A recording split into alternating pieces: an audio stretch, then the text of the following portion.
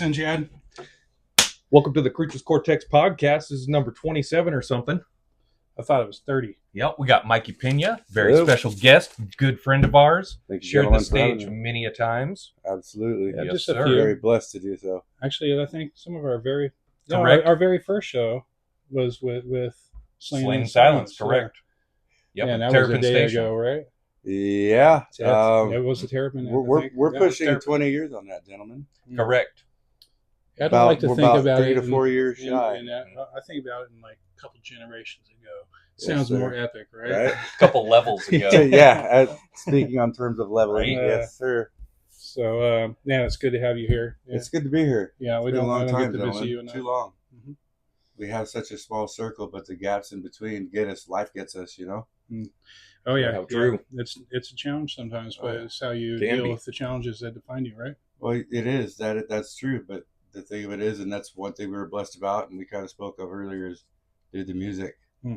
The music will never separate us, no Absolutely. matter what. You know what I mean? Yeah. And I can't speak for anywhere else. I've been in lots of different places. I've never played music for anybody out of state. I mean, I played out of state for lots of people, but like out of state bands or musicians or anything like that. And there's just something different about here. Not to be biased. I've lived here my whole life, you know what I mean? But again, I've been quite a few places, and I'm sorry, I'm trying not to spill the beans at how amazing Boise is, but the people here are great. They really are. Idaho is great. Yeah. Idaho's, not to be cliche or nothing, man, but Idaho is the best kept secret, or was. It was for a long time. Still trying, but we're not so secretive anymore. No, it is not. But again, not to dote back on. Who spilled the beans on that, right? Well, life. My guess is your people. Life. Wow. Life. Them people, huh? Yep. You're going to be like Transplant. that. You damn transplant. Hey, I was an early invader, all right? I was a scout, and I was like, oh, this place is good, man. But you Yeah, were- now tell them what you did. yeah, but even with You traitor. even with that and all the Fifth Amendment stuff necessary, you weren't necessarily ever a transplant. You came in, I don't know. Granted, like we say, Idaho's friendly, Idaho's great, and it is. We welcome just about anybody with open arms. But for some reason, it's not just a select few of us, but there's a large generation of us rooted people that are really quick, not so much on your personality, not so much on what you look like, unless you're from here, but your energy, man. You know what I mean? Like Chad, and it's he's serious. He's It's an a energy thing. native northern Idahoan. So. Well, but no, it is, and it's an energy thing. I was married to a California girl who was a dancer. And was she crazy? Yeah. I'm not gonna say that. Wait, no. I Plead the fifth. Let me point it out to you again. All right, there's a crazy hot matrix, and all women start on a level 4 crazy. This is just the rule. All right, level 4 crazy is the baseline for every woman. Okay, well, I'll go this far. Okay, and I'm not gonna point out anything. And as far as crazy goes, we're all a little crazy. I will say that. Gender doesn't matter. But when it comes to women, they're bi. You know, it's up to us to take the risk on figuring out if it's sexual or polar or both. That's funny. Call me a negative Nancy, but I have 5 children. Yeah. With 5 different women. Wow. Busy. I'm pushing 50 years old, and I know I'm not a saint. I know I'm not. I messed up trying to commit myself to something like that when I've been married to my music since early 2000. Now, I wasn't trying to get you in trouble with any of your No, women. you're not. Yeah. And in fact, for what it's worth, the one legitimate on-paper wife that I did have that we mentioned prior, she and her family are technically the ones that got me back behind a drum kit. Nice. You know, I'd never really pursued anything, man, with music. I loved it. I loved to do it. So you But put it down for a while. I never picked up drumsticks, bro, going, I'm going to be a fucking rock star. You know, I'm a millionaire. Never in 1,000. I never imagined it. And I wouldn't know what to do if I did. Because my shit's not for sale. Granted, I'm the newest member of Ashes. I'm 2 albums deep, dude, and I'm very glad and I'm fortunate and proud to be a part of that. Coming up onto that, we were going to start talking about your music. So you are the the drummer for Ashes of Abaddon, Yes, sir. and Sunshine Genocide, Yes, sir. and it was Ghost Town Widowmakers. Ghost Town Widowmakers. Now that was a very interesting name. How did you guys come up with that? Well, it's interesting how that band even came to be. Okay. So 3 out of the 4 members of Ashes of Abaddon, there was one of our members that needed to take some time off, get his house straight, get his life straight, get some things with his private life going. And so it wasn't necessarily a hiatus, but it was some time off. And so with that time off, us and having nothing, and Jesse Wetzel, the bass player and vocalist, and he's everything in Ashes of Abaddon, just about. He does the mixing, the mastering. He's our bass player. He's our vocalist. He's phenomenal, man. Not just because he's my bandmate, but anywho, we all became a little complacent. He actually at that time decided to join Sunshine Genocide because Sunshine Genocide was up in its chugging moments, because that in itself is a whole different story with Sunshine Genocide. Still alive, still here, but it's got its moments. So with that being said, everybody was like, because Jesse has his own private little project that he actually plays guitar in. Derek has his own private project that he's had since early 2000s, right around the time Ashes of Abaddon came to be. And so everybody's got their own little side thing, you know what I mean? Well, Derek, the guitar player, one of the guitar players and vocalist for Ashes, is like, hey man, we got some time off and I've had the little bit of this stuff. He goes, but I'm not sure if you guys would want to mess with it. He goes, it's not metal, it's not heavy. He goes, but you guys think you might want to check it out. Nice. So me being me, and of course not having anything really going on with Sunshine Genocide consistently at the time, and Ashes of Abaddon kind of being on a break after the Disenchanted Congregation album, which was my first album with them, we're like, well, yeah, dude, I got time, I can do that, He's like, okay. So we literally started dinking around.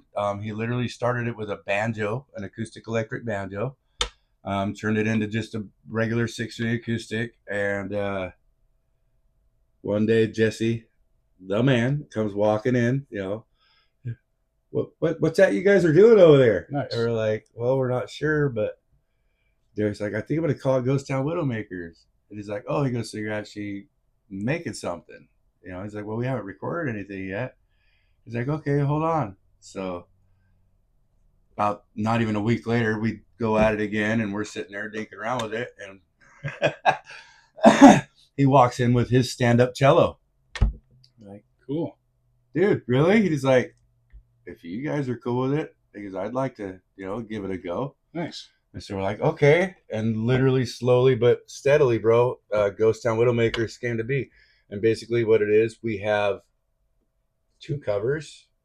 We cover, and you can't really call them covers. I mean, you might be able to recognize 13 We Do by Danzig. Yeah.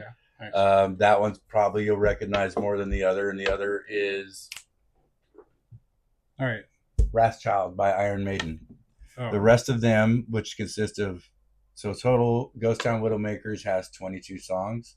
So out of 22 songs, we have maybe 2 covered. 3, forgive me, 3, because we decided to do a little giddy up version of Black Moon Rising. Nice. Or Bad Moon Rising, Black Moon. I love playing some Iron Maiden. It is super fun. Yeah. Iron Maiden is fun to play. Yeah, it was good. They're really good. Well, and it was funny because it was long. We thought to do that cover long before Mr. Sir, I forget him, Paul, forgive me. I believe Paul, the vocalist, the original vocalist for Iron Maiden, before he passed on, bro, we had this established already and everything. And so it was kind of funny because when he passed on, it was perfect for us to pay him homage because Wrathchild was one of Paul Di'Anno, I think was his name. And it was one of his original songs, dude, for Iron Maiden was Wrathchild. And so it's like, fuck, that works. Well, yeah. One of the reasons we asked you over here is we seen you were playing a show. And, Yes, sir. And so why don't you kind of tell us about that? And yeah, gladly. So Ashes of Abaddon, whether you want to admit it or not, we're heavy, but we're tight. Some people would say we're an acquired taste. So we very seldom here and there. We all have families. We all got things. Everybody has life. Tiamat has lives. Hmm. You guys know the game, you know what I mean? So it's very seldom, few and far between. We have very select shows. We'll take everything we can get. However, we were fortunate to get on this show. We were contacted by Seattle's one and only Veritaris, which we were very blessed to, I get was on with them listening to guys. some of their stuff, and it's really good. Yeah, it's going to be a good awesome. So we were contacted by them because they were coming through for their Northwest tour to see if we might want to jump on the bill, at least for here. We told them absolutely, without a doubt, we'd be honored. We had to change up. They had to change up the venue, I think, once or twice, but it's going to be at Mad Sweet Brood Hall. They're bringing along with them Old Machines from Portland. I don't know if you've gotten to listen to them at all. Very freaking cool. I think I've seen them here before. Very Because it proggy, sounds but very familiar. Like, dude, I think they're good. I mean, it's going to be. I think it's going to be a really freaking cool lineup, man. I think it's going to be a good marriage. You know what I mean? Hell yeah. We have a couple more shows coming up. I don't want to missay people because one of these bands, they've been a part of Ashes of Abaddon for, I think, since close to the beginning of Ashes of Abaddon being a band in 2012. They've done shows together, but they've changed up their band name. But they've asked us to do a show with them, but I don't think the place is booked yet. I don't think it's been, set in. It's not been confirmed. You know what I mean? But yeah, man, we're in the studio once to twice a week. When Sunshine Genocide's on firing, which it's summertime and Q's not working as much. You know what I mean? So that means I'm going to be probably in the studio 2 to 3 times a week.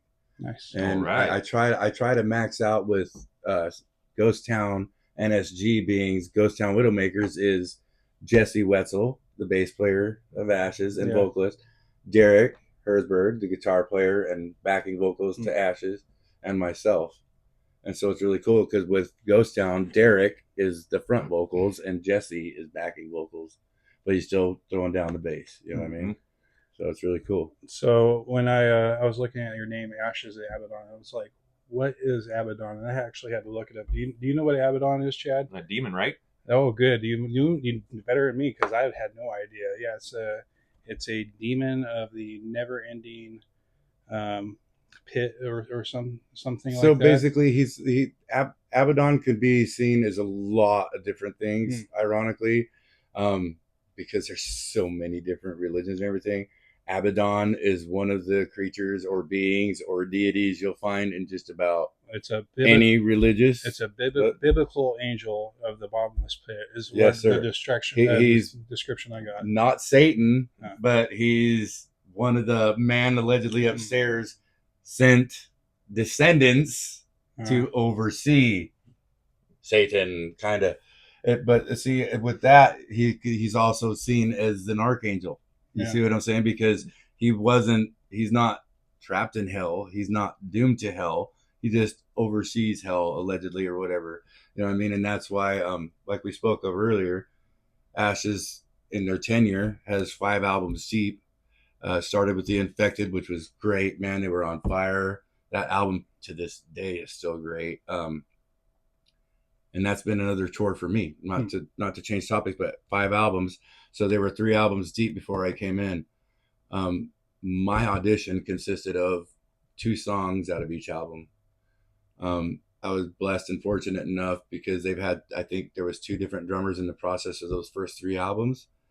And so I had Brett Widmer's blessing, which was, I consider the original drummer for Ashes of Abaddon. I had to get his blessing. I got that. And so with the second drummer, I never really got to meet the guy, but he did great work. So with that being said, I'm not one, bro. I'm not going to come in and just, this is me. I'm going to play this shit how I play it. I did everything I can, and I still do everything I can to every song we play prior to me sounds exactly the same. I have to do that, not just for myself, but for the band to represent. Nice. There may not be a lot of followers out there. I know we're 85 countries wide. I know that, you know what I mean? And I know that people that do listen to us and do follow us, they know what the fucking songs sound like, bro. And I don't want them to maybe come to a show and be like, dude, wait a minute, what the fuck was that? You know what I mean? So I do my part in every bit of it, bro. Well, you've been Because very dedicated for a long time, and I've always appreciated the I've work you put into it. it's something I love to do. Like I said, I never picked up a set of drumsticks, dude. Going, I'll be a fucking rock star. I'm gonna be famous. I'm gonna be I'm rich. just gonna enjoy it.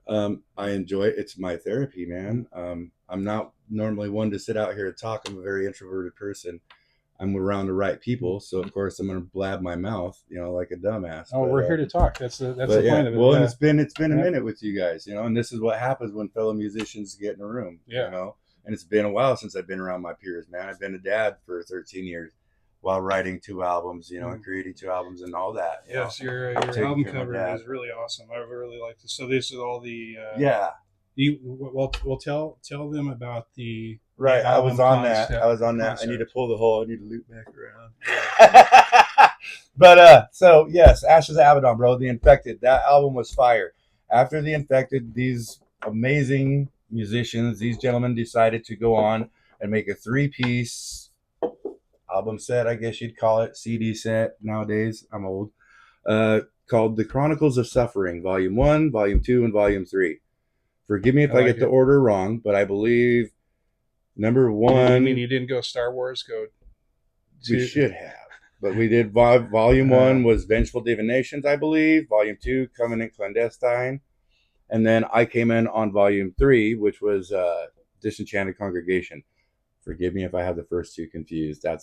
But so when I came in on that third Disenchanted Congregation album, they were doing reviews. They were getting videos, likes, not even video likes because it's mainly our music on YouTube. They hadn't done a music video in a while. So in the process of that getting done, they did have one music video for, forgive me, it was one of the songs off The Infected case. So out of the blue, that gets removed for violating YouTube something. Okay. So the next thing I know, and I hope my bandmates never told me, but I know I did. I started getting messages on Messenger, Facebook, a couple ones on Instagram, even went so far as got even a couple on Snapchat, which I don't even use that except for to talk to my kids with, that don't live with me anymore because I have 33-year-old kids. It doesn't matter what you're on. You're going to get weird messages. And again, it was from these religious folk. Now, again, I'm not anti-religious. I'm not a religious person, but you know what? Believe what you want to believe, worship what you want to worship. Don't shove it down my throat.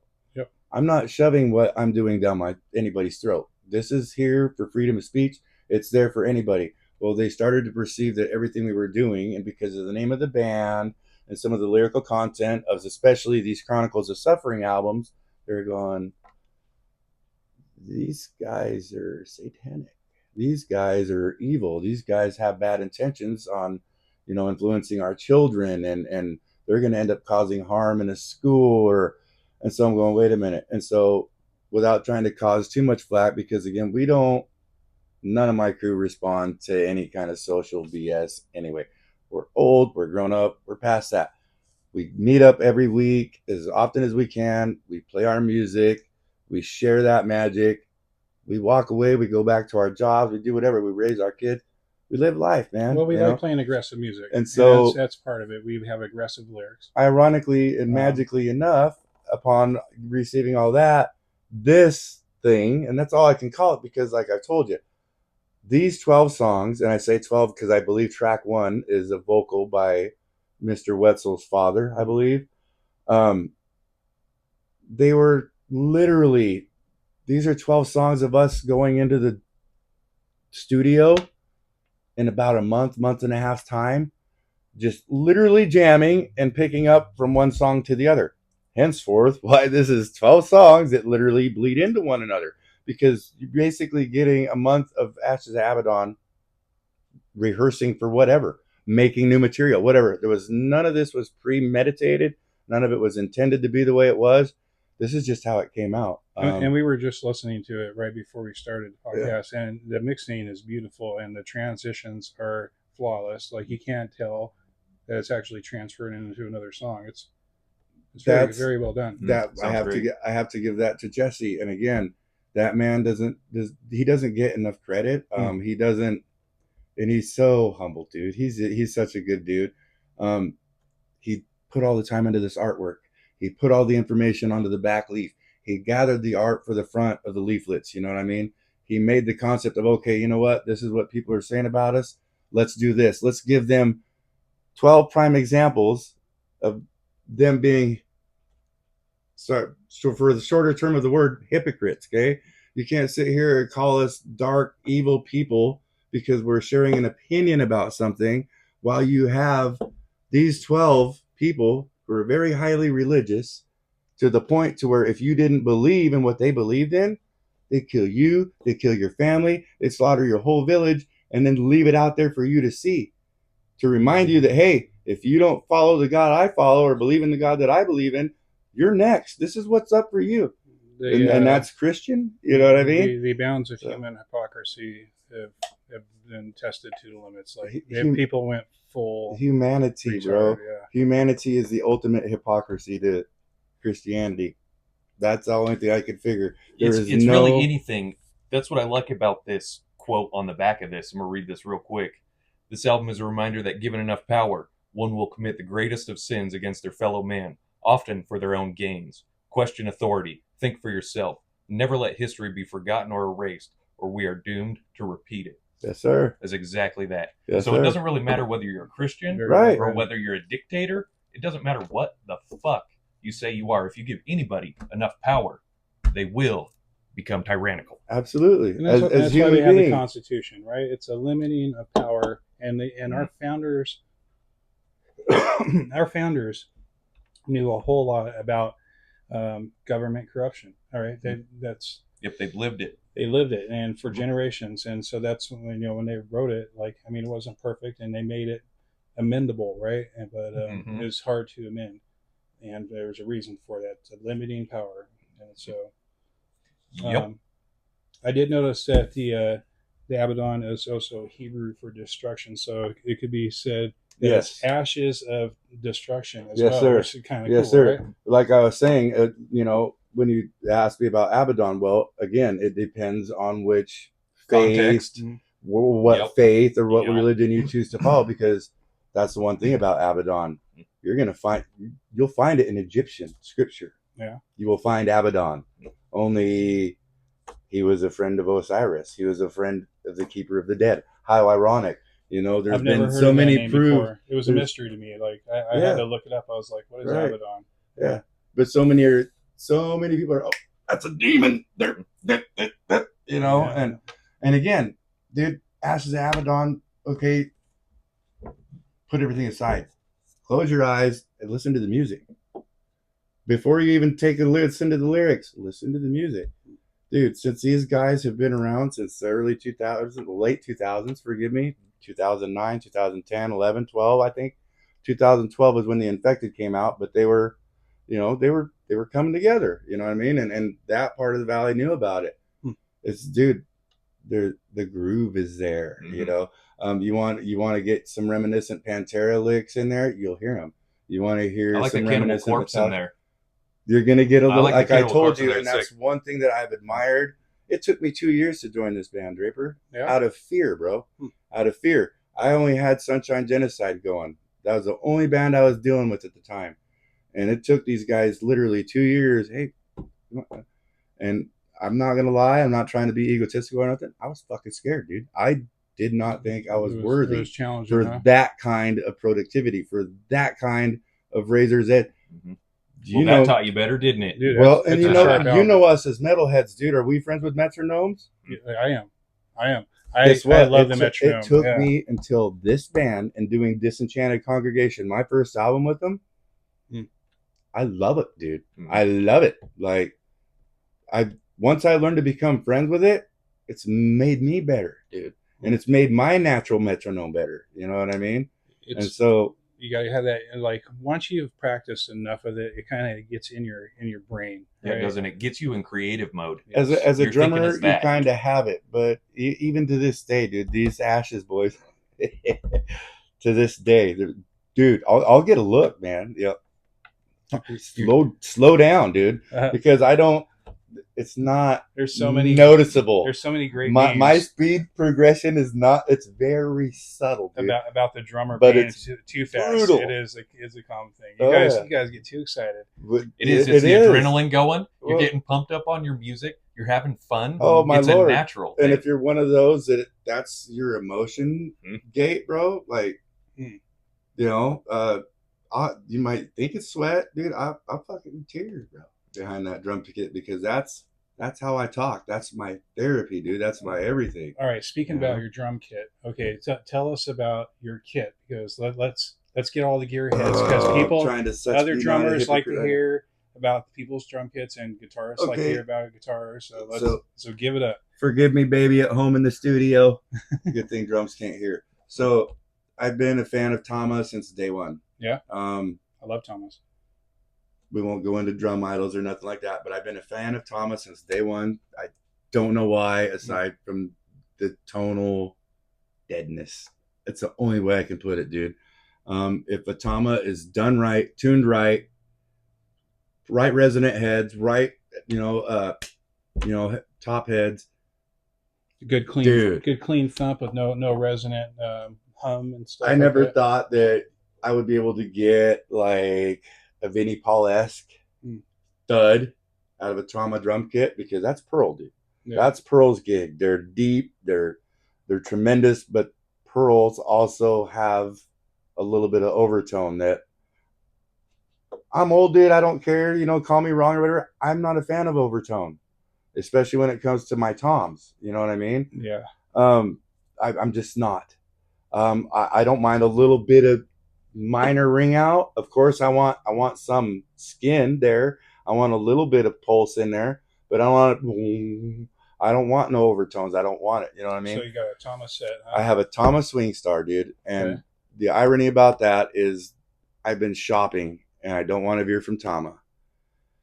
Tama Swing Star, unless you special order a Tama Rock Star or a Tama Superstar, unless you special order one, you're going to get a 10-inch tom and a 12-inch tom. With an old Tama Swing Star, I can't find them, dude. I can't find them at Guitar Center, not online. I can't find Swing Stars anymore. But Tama Swing Stars is the only one that if you got the full kit, you got a 10, a 12, a 13, a 14 floor, and a 16 floor, okay? That was your full Swing Star. Your basic is 12, 13, 14, or no, 16, I think. 14 or 16 floor. That's what I have.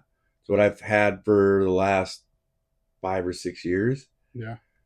Dude, she's been through it. And again, I've been looking to replace it, but I don't want to because it sounds fine, dude. It's worn in perfectly. It needs new resonant heads, but I use the Evans EC2s on the tops. What about cymbals? What kind of cymbals do you like using? Minel. Like Kobe, was it? That was here? Or no? Your other interviewee that you just had here, fellow musician. Gabe. Yeah. Gabe Hodges. Forgive me, bro. Forgive me, Gabe. He's a fan of the Minel Darks. I'm a fan of the Minel Darks, but I'm discovering there is a Minel. They're called Metal Classics, I think they are. And I'm on my dude. It's not a cheap love affair. No instrument is. You know what I mean? And for whatever reason, I was blessed with the ability to be pretty all right with drums, and so I'm slowly. I had all darks. I went. Not a surprise to you, I'm sure. I went through the 18-inch twice already. So I'm on the verge of replacing that. I'm on my second 16-inch dark, but I want to keep those darks. I want to get away from the dark ride that I have. I don't want to go with the Metal Classic ride with the large bell like Gabe was mentioning. Yeah. I think he has the dark. That one sounds cool. It does. Yeah, it sounds cool. So I went ahead, I busted through my Wuhan China finally, and that thing lasted me 2 years of just solid abuse. But they don't last forever. No. Yeah. And so I went with the Minel Metal Classic. I believe it's a 16-inch for now. I want to have a 16 and an 18-inch China eventually. But I have the 16-inch now, and it works, dude. It works for the album. It's what I was looking for. so that worked out. And then I'm still stuck with Now, do you run tom stands or do you have a cage?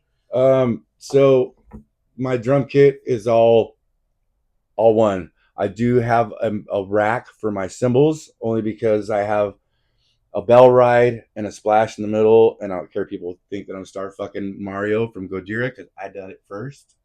But my kit, dude, is basically set up like his. Ironically, nice. That's, you look at his, you look at mine, and that motherfucker, he thinks he's Mario. Hey, no, I know I'm not Mario. I will never be Mario. Now, but I try, and I'll always try until I'm not breathing anymore. But I don't see that an attainable goal. He's a great drummer.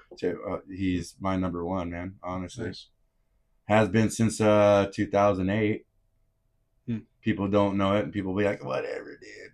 No, I was stealing their shit from LimeWire, dude, before people even knew who Gojira was.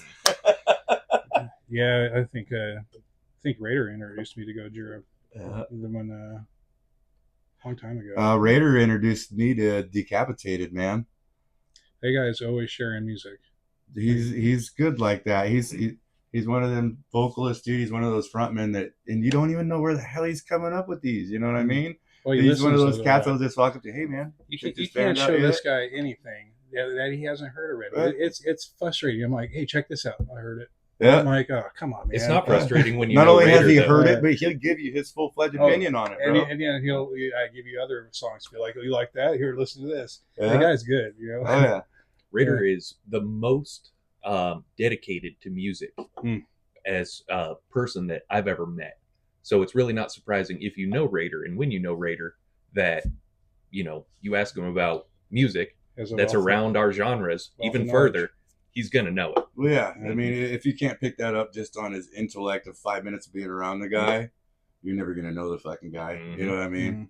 Mm-hmm. He's a very wise, and I'll say young man because he's younger than me, but yeah, I've always had mad respect for him. Yep, always been thankful he is our singer. Oh yeah, huge blessing to have Raider Dean. Oh yeah, it's a good friend to have. I still, and I'm gonna have to find it and send it to you. What saloon was it on Main Street? Was it Red Eye? Was there a Red Eye saloon on Main Street, Boise? There was a little saloon bar. I know what bar he's talking about, but I can't remember the name. Raider knows what bar it was. Because you guys played it. Yeah, we played it a few times. I have video footage of it. Right on the floor. I have video footage of that, bro. People are pushing us around. Yeah. I think someone kicked my cord one time and it came down. This is before I had any wireless stuff. I had video footage of that. And I'll have to find it. I love wireless now. I don't even have to worry about a cord. Isn't it beautiful? I can just run around. It's amazing. I know. As a drummer, dude, I've grown so accustomed to just playing blindly. Especially, again, nothing against the local venues, but they're not friendly, man, with their fucking drum monitors. You know what I mean? And 9 times out of 10, they don't really work. And if they do, they're not willing to turn them up so us deaf old fuckers can hear. Yeah, well, I guess those monitors I've been very so much too. I've been very fortunate, bro, I'm not trying to sound like a spoiled fucking brat or nothing, because again, I'm fucking pushing 50. But I finally experienced a couple of shows with in-ear monitors. Oh yeah, with zero fucking latency. No click. I won't play to click, dude. I want to hear at least one of my guitarists and my bass player and his vocals. That's especially with Ashes. You know what I mean, dude? I never want to go back, dude. Oh wow, okay. And then that kind of scares me because you got to go back, dude. That's how it is, brother. You know what I mean? Got to stay not spoiled. Well, and again, it's like Jesse and I have kind of had this conversation before, and it's awesome because Sunshine Genocide is long past due for an album, dude. And we've had that studio, and Sunshine Genocide's been a part of that studio for a couple of years now. But again, life, right? Mm-hmm. So it's not sometimes things slow down and then it picks back up, But this is what's so admirable, dude. Again, about just the whole music thing, dude, and the bandmates that I've gotten now is Jesse, dude, being the bass player for Sunshine Genocide now. Him being so on the nose about everything, and dude, doing my drum tracks for that, man, I feel blessed and I feel local, dude, because that fucking guy could tell me to do shit 100 times, dude. Just the way he does shit and with the patience he does it, you're just like, okay, and dude, I could be out there fucking dying, but and the way people communicate, man, and the chemistry that people have is everything. You know what I mean? So finally, bless his heart, dude. He's finally come to terms with Q, and it's necessary. I believe it's necessary for Sunshine Genocide. But he's like, dude, we're fucked the click, dude. We can't do Sunshine Genocide with a click track. I said, dude, it's too organic. Yeah, it always has there's, been. If there's you know fluctuating time signatures, you can't do it like that. Right, right. And some music there is fluctuating. You're slowing organic, down, you're dude. speeding up. You know, it's not like consistent. Click, click. Sunshine Genocide's always been that way, dude. Not to compare or anything, but just like fucking Nirvana, dude. There's just certain musicians, dude, that you cannot get them in that frame, dude. They're built to flow. They're built to go with what they're feeling, not so much what the clock tells them to do or when to do it. You know what I mean? Yeah. And so sometimes you just have to let shit flow that way, and fucking sometimes the best shit comes out that way. So, do you still have your Harley? You still riding or what? I no longer have my Suicide Machine rigid frame that I used to have, but since my father's, aging and everything like that, I've acquired his Road King. Yeah. It's a 2011 Road King with minimal miles. I am in the process of getting endorsed because I'm not about to have it towed away because I can't wait to ride it. You know what I mean? And on top of that, bro, having two 13-year-old boys still, even though my oldest is going to be 34 this year, it scares me, dude. People don't care. It's dangerous to ride a motorcycle here in Treasure Valley, man. Well, for the last 3 days, I don't know if you guys have paid attention. I'm not one for media, dude, or especially news BS, but just scrolling through the Facebook, man, there's been 3 motorcycles go down, and I think 1 or if not 2 of them were fatal, man. And again, I know some of those contribute to sheer ignorance and people speeding and things like that. And but early in the year, there's sand in the road, and there's obstacles that haven't cleared out yet. And so, the beginning of the year is always more dangerous. Yeah, especially when you have brand new riders, unseasoned riders or people that aren't local to the area that realize how inundated this area is with riders. People want to be in the wind, man. And these people aren't used. There have been all winter, there's been no riders, and then all of a sudden there is, and people aren't looking quite yet. It takes them a minute to start adjusting to that. Yep. So you got to be careful. But as a rider, it's like a martial art. You have to have amazing awareness of everything around you. Yep. Absolutely. You got to know it's behind you, beside you, in front of you, constantly, all the time. Constantly. And if you slack, it's done, bro. Yeah. It's done. I earned my broken Harley wings a long time ago. So I've been there and done that a couple times. But again, you can only protect yourself so much. Yeah. Sadly, even though you have to be fully aware, that doesn't always matter here, and that's what's getting dangerous about the Treasure Valley is even if you are in the zone paying attention, somebody could still clip you here, and it's crazy. And some of these riders that go down and have gone down lately have been really experienced riders. Right, it's not their monkey business. Yeah. It's another driver's, and that's from the flux of people moving here that don't really know our traffic laws and the way we drive around here. And on top of that, and that is a very valid point that you brought up there.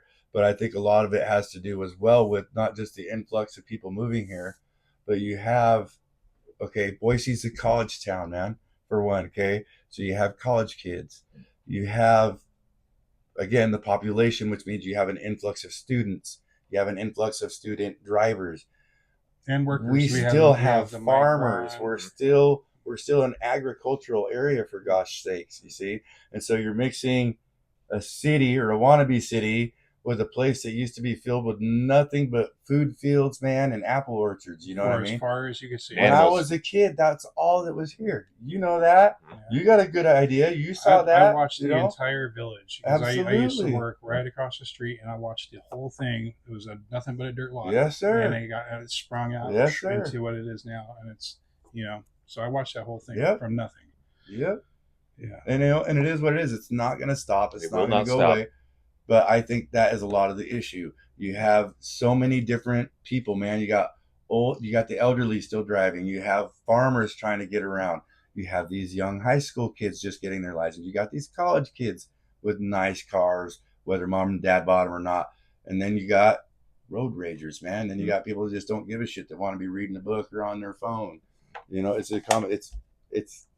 Many Russian dangers. roulette, bro. Yeah, many dangers It's of Russian roulette. riding a bike now. I actually just talked to my wife about that. She suggested maybe we get her daughter a like scooter, Yeah. moped style, and I was like, "This is so dangerous here now." Maybe 10 years ago we could have, but now anything you ride is so dangerous. See, Yeah. the advantage of having a good powered motorcycle is you could speed past things and get past obstacles quicker and be safer in that way. But you know, those little low powered vehicles, they have all the danger and none of the power, and so it's even more dangerous, I feel. Yes, honestly. they are. They really are. Yeah, and like I see a lot of people jamming around on these electric scooters and bikes, like going really fast. And like, don't get me wrong, I don't care. Like, have fun, but man, I could just imagine some of the horrendous wrecks that happen with no helmet on. Jess and I were in Ontario. We were getting some Taco Bell, and we just got our food, taken off, and like a box truck was coming around the corner by the stinker, and a bicyclist on an electric bike was coming down the sidewalk, and the truck was maybe at a 45-degree angle, so all the crazy bumper was exposed, and the bicyclist ran into that bumper. Oof. And he degloved the entire part of his thigh. Oh man! And Jess and I were in the car at the stoplight, very first people there, watched it, and I told her, I was like, dude, I think this guy just died. And she was like, huh? And I put it in park, get out of the car, and run over there, and check it out. And yeah, his legs like fully folded down, no blood. My goodness. No blood, because it just degloved. Right. It was the craziest thing I've seen. And that was just recently, you know what I mean? Yeah. That was just recently that happened. The truck wasn't even hardly moving, right? So you can't say this truck driver was wilding out. Right. Because he really wasn't. Right. He was taking a normal corner, and the bicyclist wasn't paying attention and ran Right. into that dude, right? Has headphones on and whatnot. Yep. So it doesn't really matter whether you're an experienced rider or not. There's just things that come up that make it dangerous. Yep. You know, Yeah, as fun as it is to ride. that's why I got a dirt bike. Yeah, Right. yeah, You're safer out there. It's dangerous too, but you know what? You're safer out there. You're Yeah. safer out there than on a road. Your only worst enemy out there is you. Yeah, don't mess You know, up. I swear here it might be you, but the odds are it's how many thousands of people out there you're going to be driving past. And I've been finding out there's some amazing places to go ride. Oh, around absolutely. Here. All throughout I Idaho, am of course. Oh. stoked. Brother, To you need to get explore. on. You need to get on some of them trail sites. Yeah. We have some of the best trails, dude. Might take you an hour or two of a drive or whatever, but dude, they're so worth it. I've been meaning to dig into it. And so, Even if you don't really want to go too crazy off-road, we have 1 million logging truck roads Yep. through every single mountain throughout Yes, sir. Idaho that you can access and go up to a certain point. You know what I mean? Yep. You know, and that's what it's all about. You just ride and you have fun, and it's very zen. Quite Absolutely. honestly, it is. And I got like Bluetooth headphones in my helmet, so I could put on Very nice. music, and it's nice. It's fun, Very nice. right? And see, out there, on your own for the most part, you can do that. You don't have to be with your head on a swivel. You know what I mean? Yeah. So absolutely. What else you got in motorsports? That's it for me. What do you got going on, Chad? Well, I just got a set of Alpine speakers, Yeah. some 6x9s and some 6.5, six I and a like half. speakers. ooh, Got them installed in my truck. very nice. Yep, I did that because the other day somebody was giving out a 210 sub box made for the back seat of my Chevy.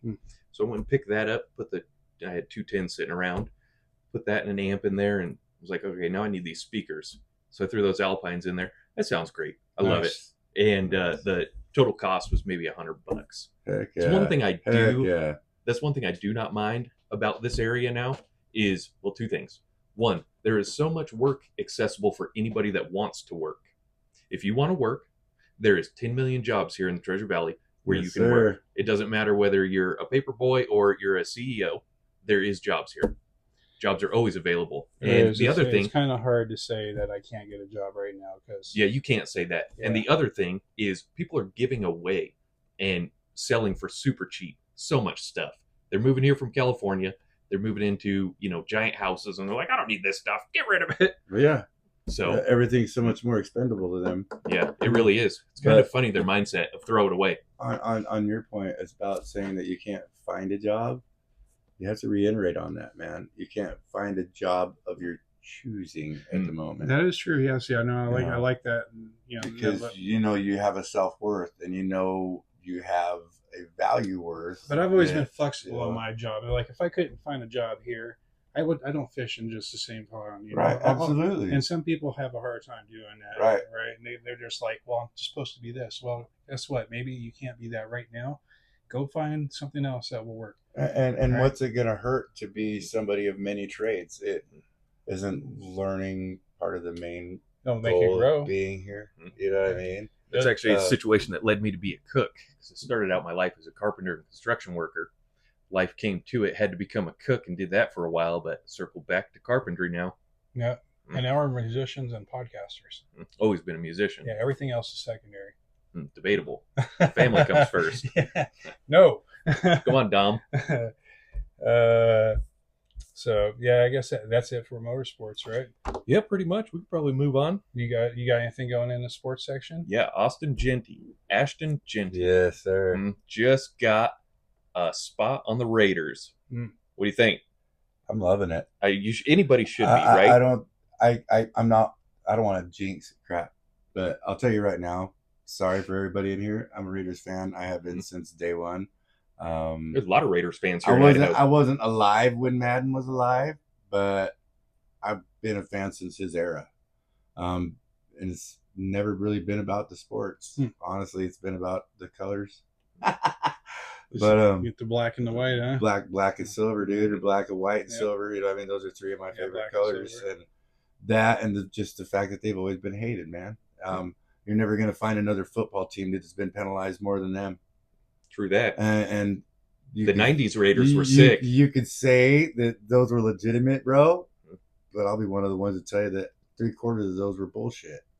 They were penalized that hard because they were that fucking good and making a mockery of the rest of the franchise.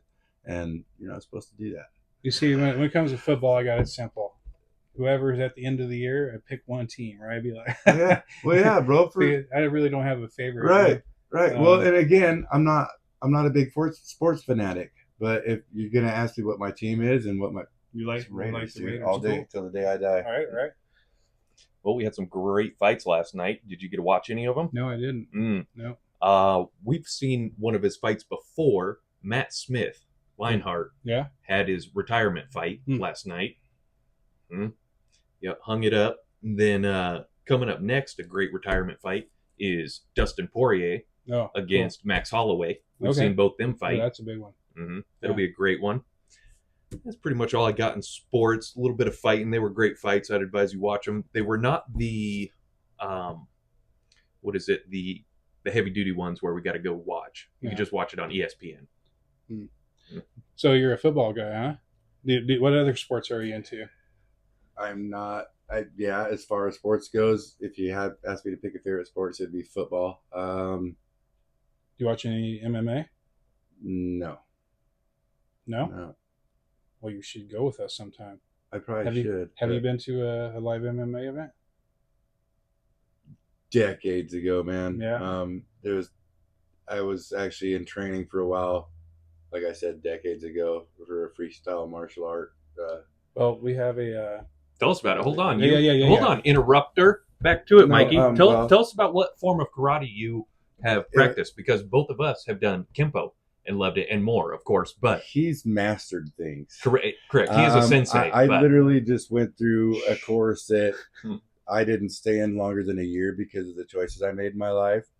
But the man that was educating me on it, he had trained a police force. I'm not going to go into too deep a detail. So jiu-jitsu then? No, he was American freestyle. So it was everything. Kempo, Muay Thai, a little bit of everything. I even shoot knew fighting. A ninjutsu teacher that taught police stuff. So they kind of draw into he was in some new ninjutsu and stuff. I was in a little bit of that, and so during that process, I went to some fights. Ontario and Rick Reyna, very dear friend of mine. He's another formal martial artist, very formal. He was doing some training and stuff at the time, and they were having fights at the Armory in Ontario there. And so I attended some of those, but then because of him knowing me and knowing who I was trained by at the time and everything. He's like, hey, $500, win or lose. And that's when I was like, I'm done. I don't want to come back here no more because it was too tempting, you know. Yeah. And that was one thing I figured out about myself is, one, knock on wood, I haven't been in a lot of fights, man. I'm not a violent person, but I've never been knocked out. Never been knocked out, dude. Knock on wood. And I'll do that. And I'm not saying I've never lost a fight. I had my ass beat, man. I've had teeth knocked out of my head, you know what I mean? But I've never been knocked out. And so, with that being said, I'm not really. You're not gonna hurt me. You know what I mean? I'll hurt myself by letting you allow you to continue to fucking beat on me. Well, you know we're what I mean? this age. Type of person, we really you know? try not to So- get into violent situations. Well, no, right. We're cooler in Well, the head. and I'm old, dude. We and know shit that hurts. when you get hurt, it takes a Yeah, long time to it heal. hurts, It's not right, good. Yeah, it's right. not fun. Yeah, it's no fun, especially at our age. But again, it's just not something I really followed through with. Yeah. I'm actually looking. My son, again, another really good friend of mine. He's running a little minor training thing out of the town where I live, where it's mixed martial arts. Don't ask me what belt or how highly he's qualified, but he's qualified with Taekwondo, Muay Thai, and I think he's in the process of getting a Kempo certificate. Nice. But he's right there out of New Plymouth, and he's just chomping at the bit I to don't get want to my say youngest. it doesn't matter the rank, but Right. more it's important that you train. Right. It doesn't matter what you train, and because they all have their beauty and their weaknesses. Well, right, bro. That would be like a musician wearing a pink or a purple or a yellow or an orange or a blue belt. You know what I mean? To me, there's none of us sitting at this table, none of us in this valley supersede each other musically. Talent and knowledge wise, probably, but that's neither here nor there because there might be something that he knows on guitar or on guitar that you never even fucking thought of before, never even thought of playing, vice versa. You see what I'm saying? Mm-hmm. So that's been another thing with me too, as far as like this whole scene.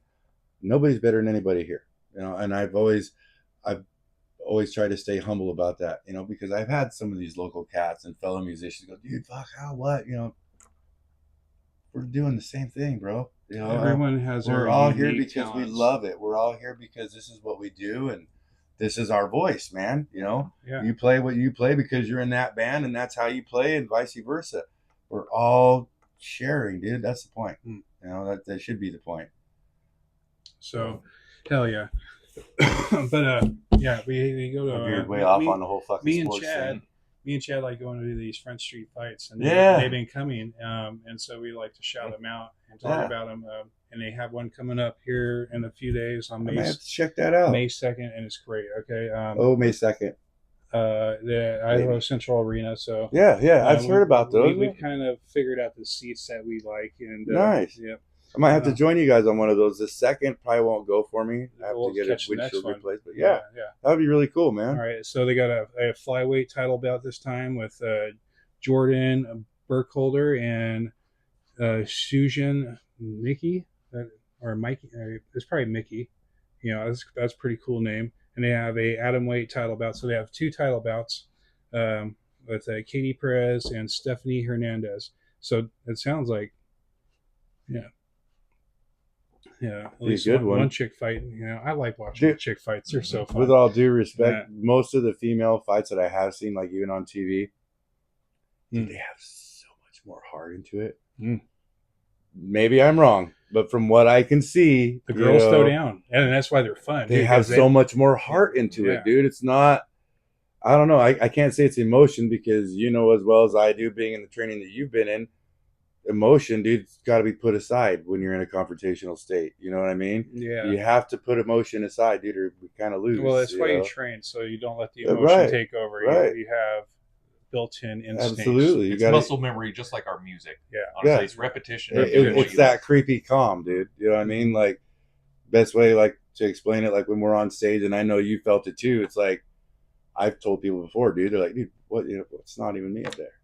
Because something else takes hold. You're just feeling it, like absolutely. It's like almost an emotion when you're locked in. Like like you said, it's muscle memory, bro. So we like going to the Front Street fights. And that's cool, man. And so the other thing I'm going to call out, and I don't know if you've ever been to midget wrestling. Yeah. I love Midget it. wrestling comes to my town, bro. It is great. So At the there's Double does. Diamond. they're coming again Sunday, May 11th at the Columbia Event Center in Caldwell, I believe it is. And anyways, if you ever get a chance, and Bomb, dude. it is Yeah. bomb. Dude. Yeah. Yeah, have a beer, watch some midgets. Like, Yeah.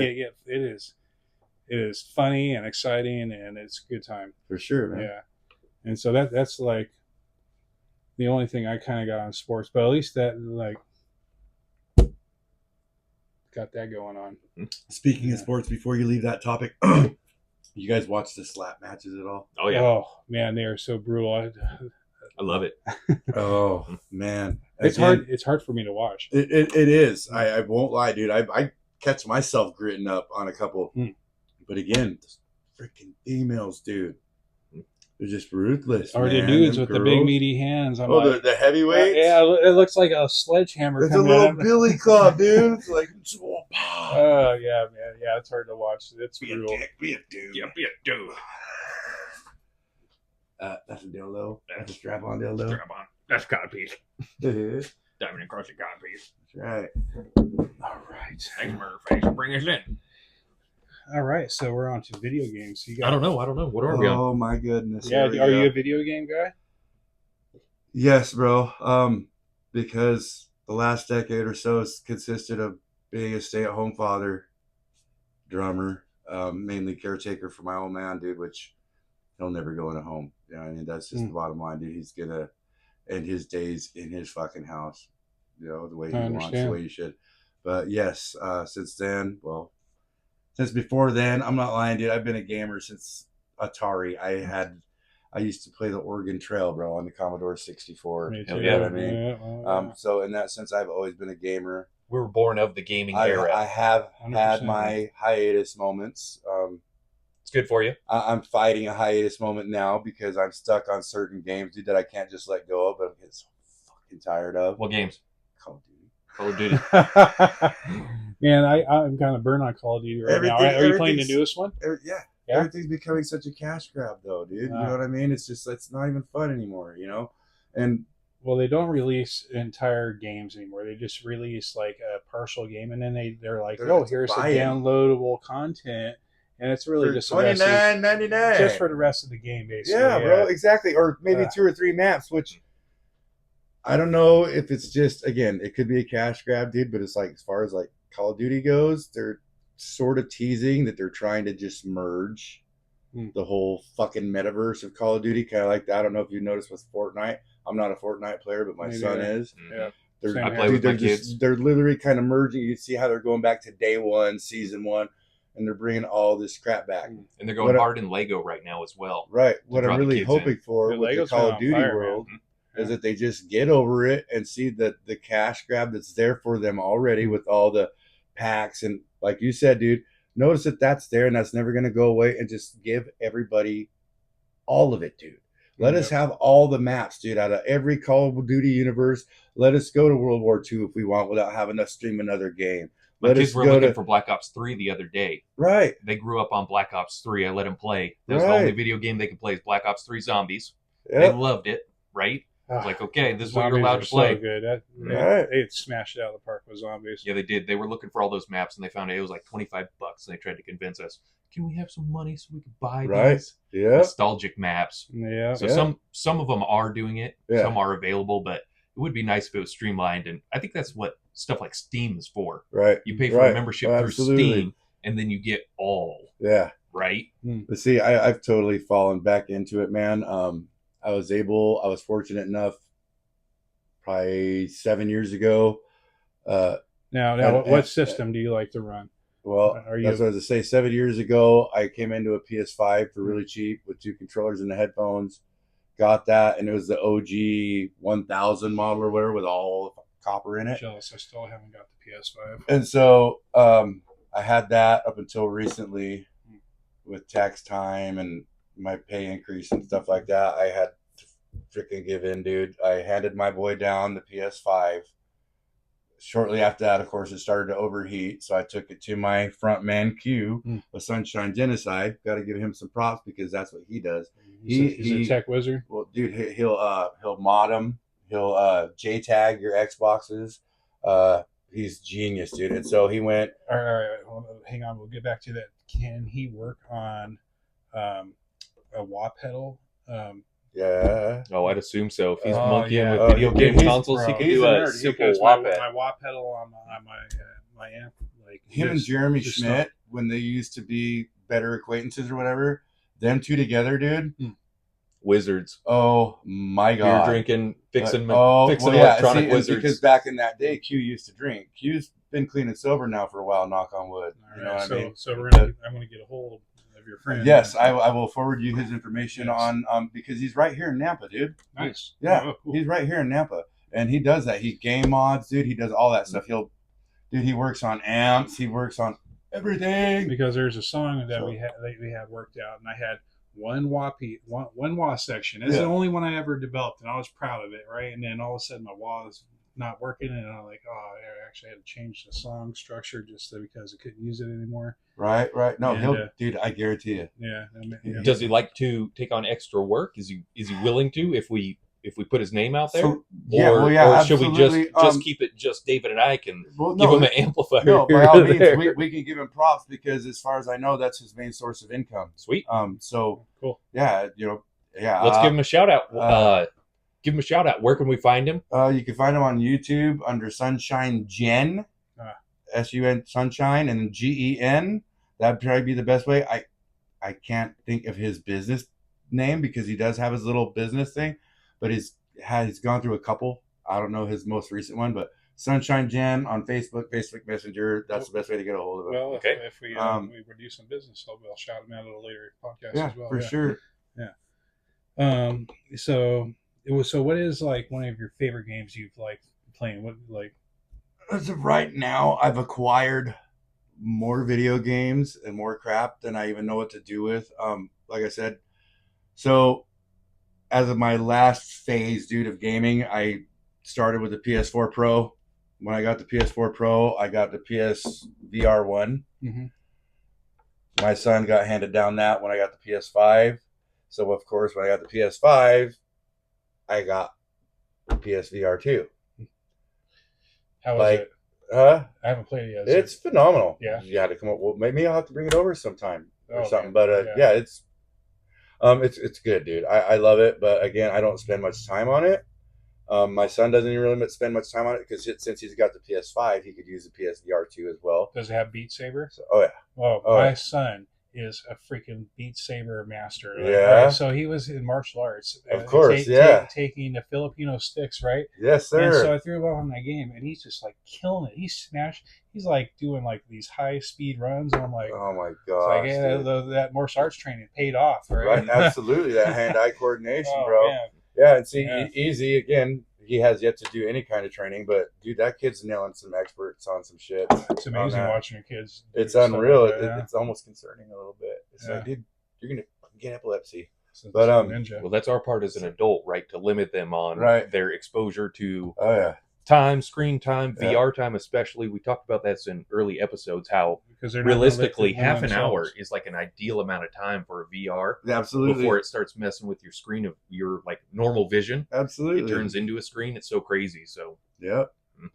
that's our But job yeah, as so parents. yeah, of I course. got the Yeah. PS5 Pro right now, and again, I'm in the midst of trying to like Hogwarts. Haven't played it yet. Harry Potter stuff, huh? I'm digging it a little Hmm. bit. Is it like an MMO? Is it a Yeah, it's basically an RPG. It's big time storyline. It's a very long game, bro. But and you're playing with I'm other not- people, right? you can. Yeah. I believe Yeah, you open can. world. I'm not for sure. I believe you can, but as of right now, there's ways to fast travel or whatever. But if you haven't checked into a certain point, then you can't fast travel, and so it's a lot of back and forth. I'm not a fan of Oh back God, and forth. back and dude. forth is the worst. It's a waste of your time. Um, Come on, video games. Marvel Rivals. I've tried. Oh, that to one, get dude! I wanted to into. play. I wanted to play that so bad when I saw when it dropped, and I was excited, and I looked into it, and it said I'm not allowed to get it on my PS4 because I've not invested in a Right, PS5. I'm right. not going to. Yeah. Right? Just like I won't invest in a nice gaming computer to play nice games on a Right. computer like I love to. I'm just not doing it anymore. I'm retired from gaming like that. But I'll play some fork knife with the kids. I love Right, that. absolutely. That's a ton of fun. Or Right. I want to check out the new Elder Scrolls Oblivion that just dropped. Yeah. You guys see that? The remake. I wrote that down because It looks was. amazing. We talked about it last podcast, Yeah. and it was a Ooh. possibility that it was going to drop, and they actually did drop it. That's so Nice. great. The right? previews look amazing. Oh yeah, of course. Updated Resident graphics. Evil: The Village on VR. Mm. I'm not even gonna lie. I'm not too proud. Mm. I haven't even made it to the intro. Yeah. So there's a good 30 to 45 minutes of gameplay before you actually enter the intro to the game. I'm over it. I've done far too many toxic things to myself. I love And Resident it's hard Evil to jump 2. scare you when you're like, Well, not necessarily, because it's really immersive. Yeah. Especially with the PSVR 2, it's super submersive, dude. But it I guess the best way to put it is it triggers part of my adrenaline that used to only be triggered by substances, and I don't like that feeling anymore. If that makes sense, I don't know. got you. There was a time before because our PSVR 1 kind of took a crap because it's all quartered. Anyway, they had Ace Combat, I think it was 7. Fighter pilot game. And they had a That's VR great. mission. I love me some They Ace had a Combat. VR mission for that, dude. Yeah. And I wanted so bad. And mind you, I mean, I know my father served in Nam and shit, but dude, that took me to a bad. Like, I had my cat on my lap, claws out, dude, like trying to get me to take this thing off, dude, because I'm sitting there with this thing on, and I'm barely leaving the deck, dude, of this carrier, and I'm like, dude, and I'm like, my kid's like, dude, are you all right? I'm like, I'm fine. He's like, you don't sound like you're fine. And the cat's all fucking clawing me, dude. I'm like, the fuck? And so, yeah, I took it off. I'm like, man, I want to try that. That sounds fun. A VR Ace Combat. Ooh. Oh, yeah, dude. Yeah, but yeah, so gaming, yeah, unfortunately, I'm more into it than I should be, but I'm kind of, again, burning out on it. I mainly use my console now for streaming shit. It's not. You don't even have to be embarrassed about it, man. We grew up with video games. It was part of our life. Oh, Mortal Kombat 1. And it always will be, right? Yeah. I literally Mortal just played Kombat Mortal 1. Kombat 1. Oh, yeah. Yep. Like I said, we took Everett for his birthday today. Hmm. We took him to pizza, and then we went to Jeremy's Arcade in downtown Nampa. Yeah. That was one of the few games that I did play was Mortal Kombat 1. Now, did you Love play? it. Did you play the T2000 or the Liquid Steel? T1000. T1000, yeah. Well, he's definitely not available on MK1. They're gonna nerve him. Yeah, no, he is. Mortal Kombat 1, the newest Mortal Kombat. Yep, he just. He was talking about the OG, the original Mortal Kombat. Okay. Yeah, I was just No, they playing the started OG. all back over again, bro. Yep.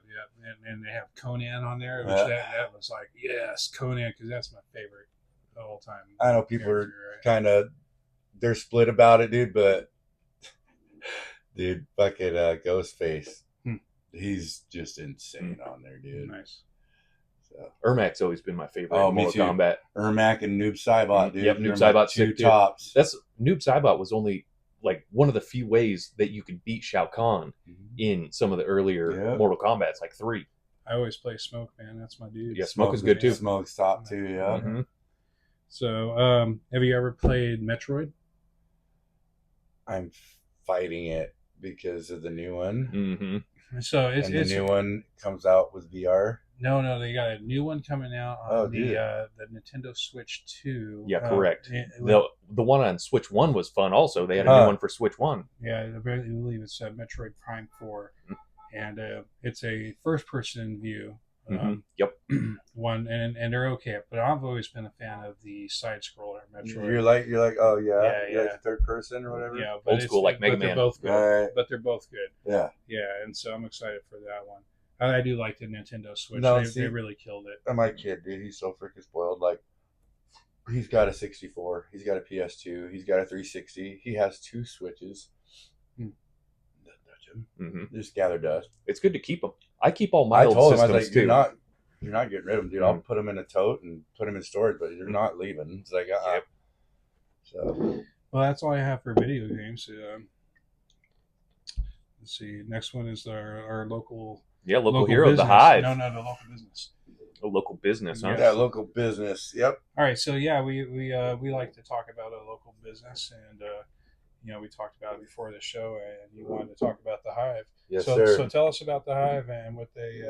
So the Boise Hive, man, it's again, I feel a little bit of shame because I've grown up in this area my whole life. I was born right across the river in Ontario, so I've been in this whole valley, man, all of my life, and Started playing music in the area in 2009.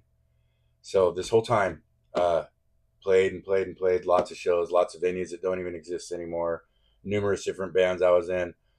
Upon last year, no, forgive me, I think it was 2 years ago, maybe even longer, found out about the Boise Hive. It's a nonprofit organization. It's a recording studio. You can lease out their space. They have mental health counseling there, man. They have a food pantry there to help people who might be, struggling a little bit. And like I said, they have counseling.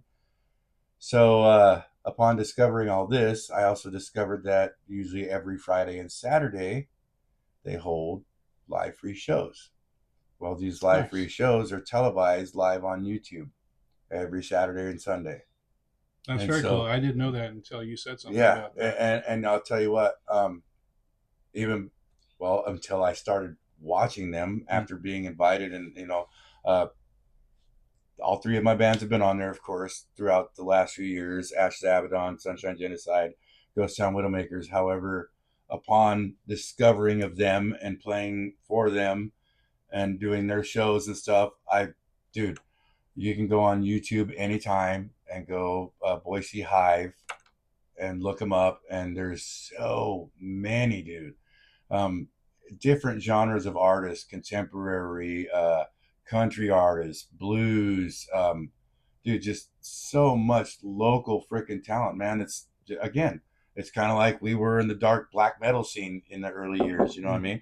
Unheard of, unthought of, we were lucky. We had the Terrapin. We had little places like that, Yeah, we had people that actually were like, dude, we'll give you a try, man. Gusto. Yeah, the Gusto. Yeah. Yeah. Wait, was that the bar on Front Street or whatever? No, I don't think it was Front Street. Or I think it was down on like 8th. Well, yeah, and there was that also one too.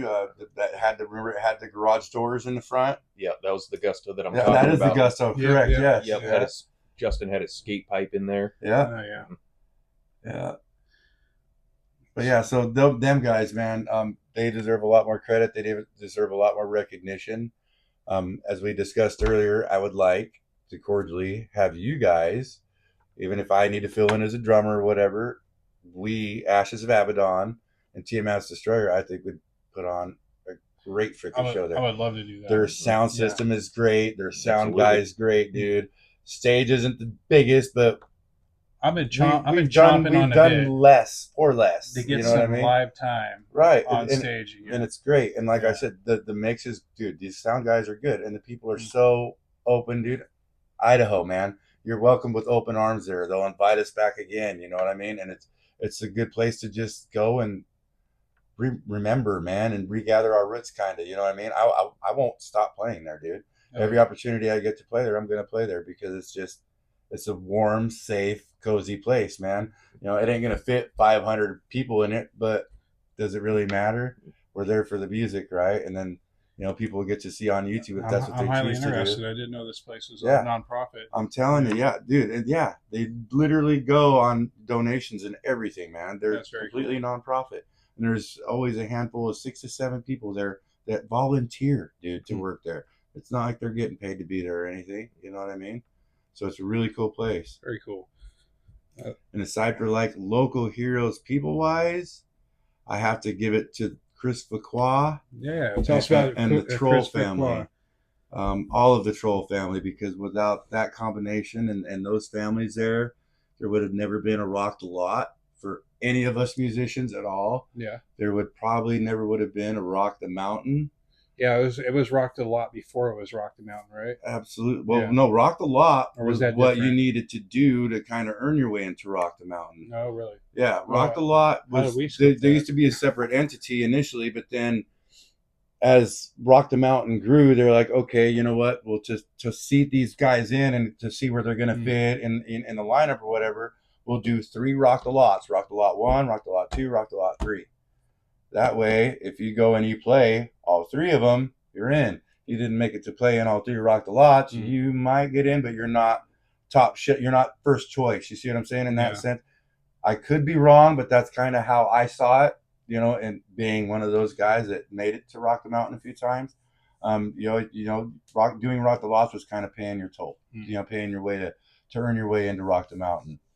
And so the Troll Brothers, man, Zex, there was I miss Rock the Mountain. oh my gosh, there's some other guys. Question Authority, man. Without those guys in Question Authority and Zex and Fuqua and the Troll Brothers, dude, a lot of this scene wouldn't have flourished the way it did. You know what I mean? So I'd like to give them homage and a little bit of props. And our music scene is really good here. It is amazing. There's a lot of musicians. There's a lot of different genres. It is rich. It's a hidden treasure, and that's the other thing that kind of scares me, man, because this state, not just Boise, man, but this whole valley, this whole part of the state, this whole lower and upper Treasure Valley part of the state is just getting inundated so fast. And not to be a gatekeeper like they call it on the web or on the media, I'm not about being a gatekeeper, man, but dude, this is special what we have here. You know what I mean? And it's not going to be too long before the whole world knows about it. How many more years are we going to get before people in the right standings go, shit, dude, we can make that the next Hollywood. Look at all the talent and the potential this place has. Let's capitalize on that. The scenery that we have here is amazing. They can make the most amazing Western movies here. Like we have, oh my God, we have the places for it. They don't call it God's country for nothing, man. Yeah, it's beautiful. And I was reading earlier today that we have more miles of river in the state of Idaho than any other state. The whole northern U.S., bro. Yeah, which is and pretty the deepest amazing. Canyon. Yes, and the most geothermal activity. Yes, sir. Yeah, so we are amazing. It is a crazy state. It's called the gem state for a reason, yes, bro. Sir. People don't even get it. I know, dude. I love gold mining here. I love looking for our gems and everything Garnets, we have here. I love it, dude. It's so much fun. Hot springs. And it's all going to be gone soon, dude, bro, or monetized. You know what I mean? I remember, and it wasn't too long ago, taking my kids out, dude, just to go rock hunting. Well, guess what? The same place I used to take them rock hunting now has a fence across it with do not trespass signs because it's been bought out by somebody. Yeah. It's supposed to be ours, bro. Not just mine and my kids, but the whole state. It's supposed to belong to the people. Well, we have an amazing amount of national. It's not national park land, but it's state-owned land. Yeah, it's our forest, bro. And that's pretty amazing. Yes, we're fortunate. We're fortunate. We're very fortunate. Yeah. And I do like the outdoors. But again, us as human beings, dude, we'll squeeze in a fucking hole in the ground if you let us, and it's gonna happen. Yeah, right. I mean, me and Chad keeps on talking about panning for gold. It's fun. Yeah, because I'll tell you this much, dude. Once my kids are grown, whether they want to come with me or not, I'm not gonna lie. That's kind of like one of my, I wouldn't call it a bucket list, but maybe it is because I am getting up there in age. But I'll just go work for one of these gold companies, dude. We have a lot here. I don't even want it all. You know what I mean? Just put me in a truck, dude. Put me in the dirt. I don't care. I'll keep your rig running, whatever, dude. I'll clean out the shit. It'd be cool to get enough gold to make yourself a gold ring. Right. Wouldn't that be cool? Well, yeah. But just, dude, yeah. I mean, not to get into other topics or whatever, but the dollar bill's gone to shit to begin with, dude. And without precious metals, I think we might be in trouble. Yeah. Need precious metal. I keep on wanting to invest more into gold and silver. I regret not doing it more. Those things are enduring as far as not only enduring but growing all the time. All right, so we also like to talk about books. What kind of books, or do you have any books that are really good that you want to talk about? Oh my goodness, it's been probably 2 to 3 decades, dude, before since I've actually picked up a book and read through it. But I do have authors that have stuck with me since I was a kid. Yeah, well, who's your favorite author? David St. Clair. Okay, what has he written? Genre-wise. Yeah. True crime. Okay. Okay. All right. I forget. The Hand That Rocks Her Cradle. I'm not sure if a movie was actually made of that. I'm not sure if The Hand That Rocks the Cradle was actually made after that book. But that was a true crime that he or she wrote. I can't remember if it's a guy or girl, but David St. Clair, I think it's a guy. And then another book that I read in middle school that I actually got in trouble for reading in middle school and doing an essay on was a book called Say You Love Satan. And it was a book about one of the first documented lawsuits against Ozzy. Well, the book wasn't based on it. The book was written about this true crime that occurred that also inquired the first lawsuit to John Osborne having to do with a homicide, basically, from these kids in upstate New York. They were alleged Satan worshipers, but they were just fucking ignorant kids, man. And they gathered up and went up in the woods of upstate New York and took a bunch of LSD. And there was a kid. Of course, there's always the weakling in the bunch, right? We've all grown up, dude. You know, in a pack, and there was always one dude that everybody always kind of fucked with. You know what I mean? Well, that kid in this instance became the victim of basically torture, bro. Because they were all tripping on LSD and shit. So where do you know your limitations, dude? When you're so the teacher didn't like your subject matter, huh? So well, I didn't even go graphic with my essay, but because of the title of the book, and because the essay required for me to have the title of the book on top of my essay, oh yeah, fucking instantly, dude. Didn't I read this trash? Like, maybe it's a true crime, dude. Was religious, it's a true crime. Didn't like the devil worship. Look where our education system is with books, and education's in shambles. I mean, all right. Some of these books that they're trying to pull, though, are like, I feel like they're grooming books, or like trying to groom kids into whatever they want, into understandable things. And I agree with you 110% on that. But the very same people that are trying to remove these books, my brother, are the very same people that shove religious books down their children's throats. Exactly. That have to deal with incest. Hypocrisy. That have to deal with temptation of incest from a daughter to their fathers. It's a double-edged sword, man. So where do you stop it? You know what I mean? Well, it's easy. If we send them to school for education, math, history. What history, though? That's right. Well, history is iffy, right? And that's one thing I don't like, the government being in control of our education, because what history are they teaching you, right? Whose history? Their history or the people's history? Well, we know whose history they're teaching. That's an easy answer. Right. Yeah. It's an indoctrination more than it is an education, bro. And that's been my problem with it. Well, how many things did you figure out were absolutely wrong when you become an adult and you were out of school and you're like, wait a minute, because I had tons of those epiphanies. I was a very absentee child in school. Yeah. I'll be the first to admit that, dude. It's amazing that I ever even made it to the 11th grade. I did always have pretty good grades, but education was never my thing, dude. And I never sought any use for it, or never foresought me needing it to put food on my table or to keep me employed or any of that, dude. Yeah. And maybe that was my mistake, and I do regret not getting my full education, but I don't. I really don't. Life has taught me more, dude, than any book and pencil and paper, and some teacher that might or might not like their job, because that depicts a lot of it.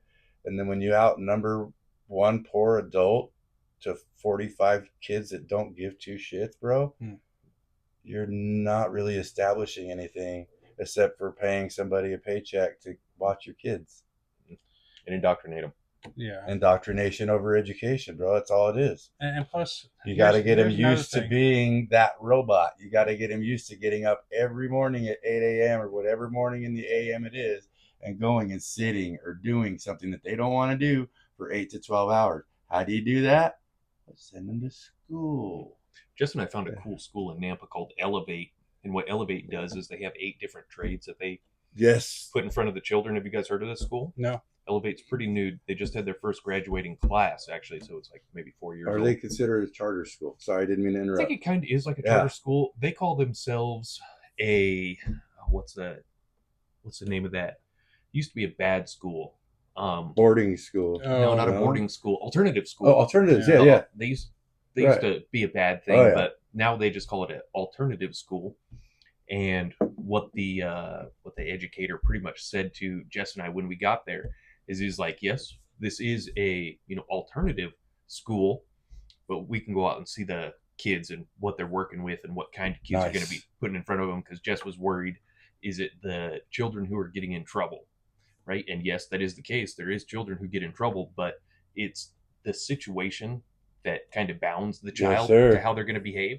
Yes, this sir. this school really acts differently. Instead of sitting them down and saying, "All right, read, get on your laptop, do this," they have trades for the kids: construction, cooking, Yes, sir. computers, Awesome. medical. Right? That Just to name a sounds a couple. lot better because every human is so vastly different. I mean, we really are. Some people are going to be naturally talented or this and that, and all of our education is literally just trying to shove you into a square box. And now, of course, everyone needs a base level education, but beyond that, we should be really specializing each individual human towards their Absolutely. natural talents, right? And that's what this school is That's 100% awesome. focused on doing. Yeah, That's so awesome, man. that's the way I feel about it. Yeah, absolutely. So, all right. So that was books, and you got a little bit deep there on that one. Yeah, it was good. Yeah, I just started the Star Wars 4, 5, and 6, of course. Did you? Mm-hmm. Mm. Yep, great book, great book. Yeah. I've been buying Star Trek books. I haven't got into them yet. I've just been collecting them. I mean, I've been watching Star Trek forever, but I haven't actually read one of the books. I'm hoping they're good. I don't think I've read any of their books either, actually. Dude, they got a ton of them. Oh, I have no doubt. Yeah, they have Yep. a ton of content. Yeah. What do you got in books? Let's see. I was reading through all kinds of books and trying to come up with some nice quote. I was reading through the Marcus Aurelius and Epictetus and stuff, and there's lots of good quotes in there. But it's like, man, these are really hard to read. Some of them are almost tongue twisters. Yep. Yeah. They spoke different. Oh yes, and very, very eloquent. So I didn't find anything for today. But yeah. Okay, off of books, let's get into some world events and politics then. Yeah. Did you guys see that food dye is now banned in the U.S.? Well, there's No, it banned, just like, happened today. tons of food dyes, different 6 kinds. of them. Yeah. Red and yellow and Blue. blue. The harmful ones that we know of, right? Yeah. That's a good first step. I don't care where you sit on politics or ideals or anything. Well, yeah. Everybody should be able to agree that taking unnatural, crazy chemicals out of our food is a good thing. Who would argue to keep it other Right. than somebody tied to the money? Well, how are you going to keep your poison resistance up if you're not consuming poison constantly? This isn't Skyrim, bro. You're not fighting spiders. Just drink more milk, man. Don't you know? Milk filters the toxins. That's right. Wheeze the juice. Mhm. But yeah, that's good. So yeah, I am. They need, yeah, they need I'm to up do, on that. they There's need a to lot get of seed things. oils cracked down. Like, we shouldn't be mass consuming these really toxic oils. I think that's another reason why we have a lot of cancer in our health system is food dyes, stuff like that, and then just like the stuff that they put in our food really needs to take a good hard looking at, quite honestly. Yep, it's not going to hurt you to know exactly what's in your food. We had a trend, it was maybe like a decade ago started, maybe a little bit longer, but really pushing towards the organic. Yep. Right? I know you guys remember it. We're all close to the same age. They My really wife pushed still this does. organic food. Yeah, she buys organic all the time. Right? And at about, probably before that, the food companies seem to only want to push processed and Yes, sir. micro messed with and engineered and stuff that's not meat, vegetables, and fruit, and some normal grains that we're used to eating. Pesticided up and crazy chemicals on it. It's really a Monsanto that shit up. Yeah, exactly. buddy. Yeah. Thank you, Roundup, for nothing. Yes, sir. And so Yeah. I'm glad they're someone's trying to do something productive in It's nice. our food. It's nice to see. Yeah, it is. Yeah, Nice to it's see. necessary. It is necessary. 100%. We've seen it. Mhm. We've seen the United States decline in health. No, we're all healthy over here, all buff. We all look like Well, Macho Man Randy us Savage, that don't eat McDonald's all day. cocained up and steroided and Mhm. and all the good stuff. Brother. Energy drinked up. That's right. Is that a C4? Snap it to a Slim Jim. Damn right. Yeah. Oh my goodness. What was your first vinyl? Number one, do you remember? My very 1st vinyl. Yes, sir. Listen to or actually owning and procuring? Owning yourself, that you either were gifted or went out and purchased, whatever, the first vinyl you received. Twisted Sisters, Stay Hungry. Very nice. Cool. That was my very first vinyl that I purchased with my own money. Nice. Yeah, it is nice that vinyl has really came back. Dude, I'm regretting not jumping on the bandwagon because there's a tone and a sound that just comes out of a vinyl that you're not going to get anywhere else. And especially if you got to hook live up to a nice system, not just like two shitty speakers. You actually have a nice system, and you could really hear the difference. It does, and I don't know. There's just something about it, man. It's just I can't put a finger on it. I'm not an audio technician, and even if I was, I don't think I could. But that's another thing about this said CD. I forget the company, so forgive me that I don't give them props or whatever. But the company we went through for that also does vinyls. So what Ashes is looking into is hopefully eventually printing out some Ashes vinyls, man. Sweet.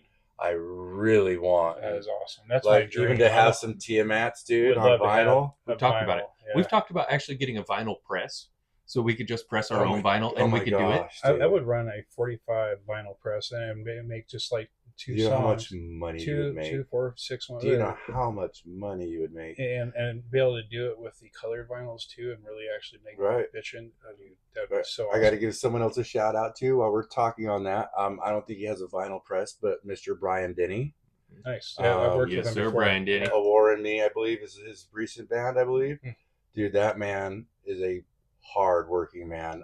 He actually helped us with the Disenchanted Congregation CDs, getting those printed and labeled out and mass produced. Nice. No, sorry, not the Disenchanted Congregation.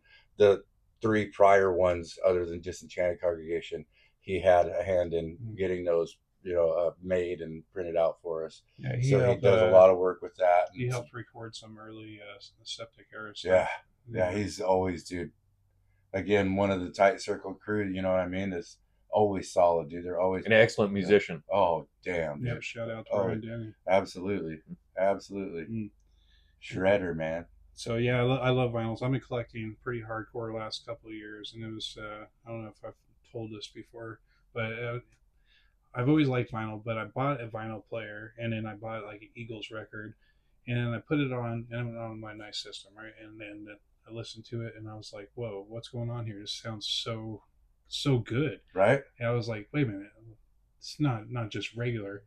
And maybe it's just me. I have sensitive hearing or something, or a musician's hearing. Like I said, there's just something different about it. It's so rich. Absolutely, absolutely. And then it's funny because you mentioned that back in the day, getting a record player like that for one of my Christmases, I believe it was one of those. They looked like little suitcases. Those little portable record players had the little vinyl, like a denim pocket, on the outside of it. And the record sticks out from it. They're so cool. Bro. The 33s used to stick way out of them suckers, right? But when I got those, I had gotten a bunch of the storybooks, man. And a Black Hole was one of them. Nice. On an audio vinyl. I wish I had that crap now, dude. You know what I mean? I know. But that was initially my first exposure to vinyl, was when I got that stuff. And then, of course, dude, at 4 years old, my old man had me on with the JVC headphones, you know what I mean? And with the wall, dude, going through it, you know what I mean? In volume 4. Yeah. But my first one that I bought was actually Stay Hungry, you know what I mean? But well, since we're talking about vinyl, we have a couple pulled out here to look at. And so Magic Sword is a local band. Yes, sir. And the first time I heard about Magic Sword was someone told me that this local band was on the Thor Ragnarok commercial, and I was like, well, I've watched that commercial tons of time, and so I looked them up, and it was like some epic techno metal kind of mix in it, genre all their own, and it was really awesome. There was lots of it, and so I kind of fell into being a fan of theirs when seeing the show. Their shows are very good, top notch. Yep. 100% recommend it. Absolutely. I've had the pleasure of seeing them myself. I could be wrong, but I swear the first time I saw them, they opened for Avatar here at the Rev Center. I'm almost positive of it, but yeah, they've been phenomenal live. They're touring all the time. Yeah. Oh yeah. Yeah. And so shout out to Magic Sword. We would love to have one of you on the podcast one of these days. Absolutely. if you ever listen to this. Speaking of local heroes. Yeah. And so another vinyl that we the unmistakable we were talking about, and my first vinyl. Yes, the nice. the good old Pink Floyd Dark Side of the Moon, and oh my God, it is amazing to listen to. You can't go wrong. Nope. Can't go wrong. And if you're ever exposed to it as a younger child, like I'm sure the majority of us here at the table have been, it'll stay with you all your life. Especially, I mean, just the lyrics on every track of this album. Time. I'll tell you what. Well, we got a cool story. I mean, Chad won tickets, and why don't you tell us about that? Yeah, I did. 100.3 The X was running a call in and win. Called in and won. Got the Brit Floyd tickets. Oh, man. It was at the Idaho Center in Nampa. It was amazing. I did. It was a great show. Oh, They brought the man. whole Dude. symphony, whole bunch of choir girls. And Ah, Oh, it was I was amazing. skeptical. I was like, it can't be as good as the real Pink Floyd. But bro, they dude. brought it, and it was amazing. gosh, dang it. Yeah. I'm sorry I missed that. The Yeah. whole show was great. The whole laser light show. Dang. The screen behind them. I They had remember multiple with the screens. assistance of my father back in the mid to late 80s, there was a radio station that became J105, but before that it used to be called Q104 out of Boise. And they were running a questionnaire. And I forget what the actual prize was. Oh, I think it was like a gift certificate or something for the record exchange. Hmm.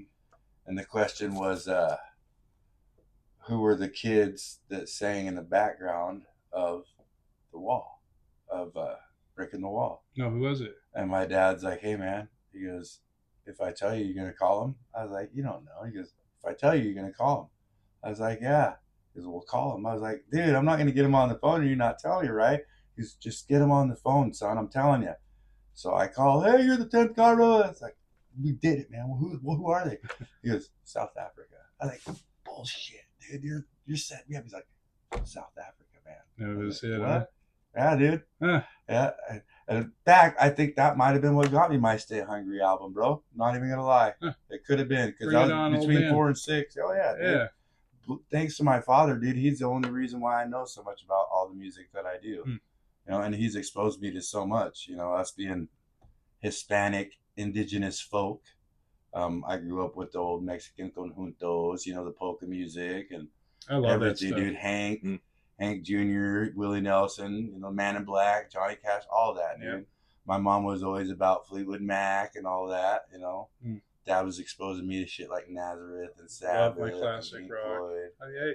And I love full spectrum of music. I gotta even say I love country. There's even country music that I absolutely love. I don't love a lot of it though. Yeah, well, modern country isn't considered country in my opinion, and not that I'm a country fan or an avid listener. It's really hard to listen to. But Dude, 90s country is sick-witted.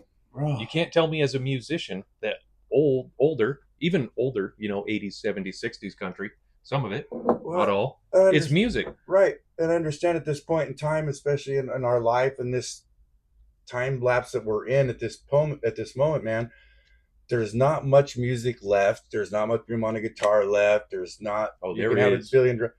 Right. But allegedly, right, there's not much left that can't already be done. That's already been done. Allegedly. Okay. Anything that you Debatable. write is going to sound like Listen to modern country. something It's else. all been done before, bro. Oh, yeah, most Eh, definitely. Any of this modern day country is stuff we were listening to as children, bro. It's your contemporary rock. It's a Queen riff. It's a freaking, you know, Country it's really a hasn't Merle evolved Haggard too riff. well. No. Absolutely. It hasn't evolved like, let's say, like we just had Gabe Hodges on here, his technical death metal, where those guys are squealing on 8-string guitars, Yeah, going their hard. music is They have amazing. like whole setups of cymbals and crazy toms we've never even heard of. You know, these technical kids have like evolved music. Country really has not evolved like metal music has. That's awesome that you brought that up because I was just on YouTube. And I don't know if you know who this cat is. Young man, younger than us anyway. Billy Strings. Mm-mm. You know, I've you guys heard ever that heard of name. Billy Strings? Phenomenal. Dude, phenomenal guitar player. But he's bluegrass, bro. He's Nice. old school bluegrass. He did a couple sets with his father. He actually was responsible for introducing his father to all his heroes who he showed his son growing up. Hey, this is so and I so. like They're my bluegrass. hero, bro. Yeah, we like Okay? bluegrass And here. he brought up a very, very valid point. Okay, because I don't know if you guys watch Rick Beato. on YouTube. Nope. Maybe. Great channel to watch, dude. He's Okay. he's a music theorist. He's awesome. Okay. Good person. Check him out. So he's interviewing Billy Strings, dude, and I didn't realize it until he brought it up. There is only 2 genres, dude, in all of humanity thus far. There's only 2 genres that people have tried to kill and cannot. And when it comes back, you know what it is because of the identifying sounds. Rap and metal. Heavy metal and bluegrass, bro. I've been meaning to get a banjo. It's because what's that fucking? There's only 2 festivals, dude.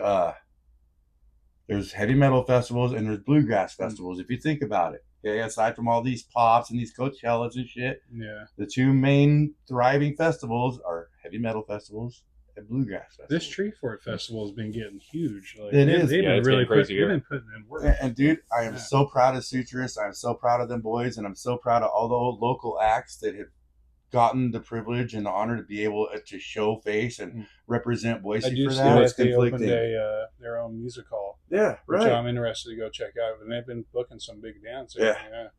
I think There's they a lot of these little venues that are coming up, dude, Yeah. and it's awesome. But we need to pump. it's not We need easy to to pump get the into. shredder up. Quite honestly, I wanted to see that place explode because Cantrell's been putting in the work for I love countless years. Cantrell more than anything, dude. And yeah, that kind of hurts because he puts such a huge amount of effort into that place, and he But does get some of the great. He brings good bands. Yes, he does, He dude. does. But again, like you say, we need to keep it rolling, Yep. for his sake. You got to keep him alive. Oh yeah, Oh, fuck yeah. yeah, dude. Yeah. So since we're still on vinyl, I found this not too long ago. I got a Walk This Way by Run DMC in Aerosmith. And this is classic. This is actually what a record, kind of a I grew up on that funky business. the song changed the industry. That was like the very first official rap rock mix, quite honestly. I think Absolutely. I think it was. Without this, there would have never been Bring the Noise with Anthrax and 2 Live Crew or whoever that was. Yeah. There would never probably be Limp Bizkit, dude. It really opened the door for that kind of stuff. Absolutely. There might be a Linkin Park, but I doubt it. Not without these cats, bro. They opened up the doors for a lot of things, and they were open minded enough, luckily, to be like, hey, dude, And so I've been finding these really good, all the really good stuff, kind of in the 45 section. Yeah. And when you find stuff like this, you're just like, yes, this is history right here. Absolutely. To us, it's priceless. To somebody else, it's like, what are you doing, dude? But it don't matter. The King of Rock on site too. I mean, that's classic. That's Yes, classic sir. right there. So I do love my vinyl collecting, and Yes. it's probably something I'll do for the rest of my life. Heck yeah. We're thinking about putting a little, maybe not an addition to this, but maybe a little something on the side of doing movie records. Reviews, full-on reviews. Listen to, Yeah. check out some Right. exposures. Yeah. That's one thing this guy loves. Yep. Loves his freaking. Well, I want to be a part of the Strange Land and the Trick or Treat. I'll bring Episodes. it on. Well, I need to watch them Because those movies, dude, those are cult classics that I guarantee once they get sunk into your brain, you're going to be like, dude, that's I watched the gotta trailer be a for the once one a with month watch.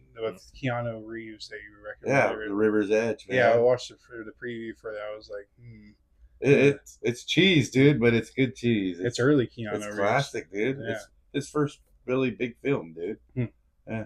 Interesting. So, I all love right. his early one, The Replacements. That was a great Yeah. movie. That was a damn good movie. That, and of course, pretty much everything he's done. Love Keanu Reeves. Yeah. All right. So that You brings done with us- vinyl? Let's move on to movies and TV then, dude. Yeah. Have you checked out the trailer that just dropped for Alien Earth? Did it drop? Just dropped. I guess not. Okay, did you check out the trailer for... sorry. No. Mikey, did you see the trailer for the Alien Earth? No, Okay. I have not. Have either of you guys seen the trailer for Predator Badlands? Yes. Yes, a snippet. Okay, what'd you guys think of that one, since you saw it? Well, a friend of mine said it. He did not think it looked really good, but I was like, I asked what you thought. I thought it would look pretty decent actually. A little bit Star Wars-ish. They got swords with flaming edges, and that's. I mean, don't get me wrong, it's cool, right? I'm knocking it, but it does look very Star Wars. Mm. You know, they could have a Cross genre. They could have a Jedi jumping there at any moment, right? Okay. Mikey, what I'm do you leaning think? more towards the Predator, just simply because I'm more of a Predator fan. But I'm I'm not against any of the franchises. As of late, I'm more into TV series and movies as of late. Ooh, what I you am been watching? anxious for Masters of the Universe. Oh, Yeah. yes, sir. Dude, I am chomping at the bit for that because the one and only one they ever made was shit. Same. But dude, yeah, I'm excited as With hell Dolph for that. Lundgren. As far as like TV, what I've been watching, basically finished up the Yellowstone saga. In the 1923.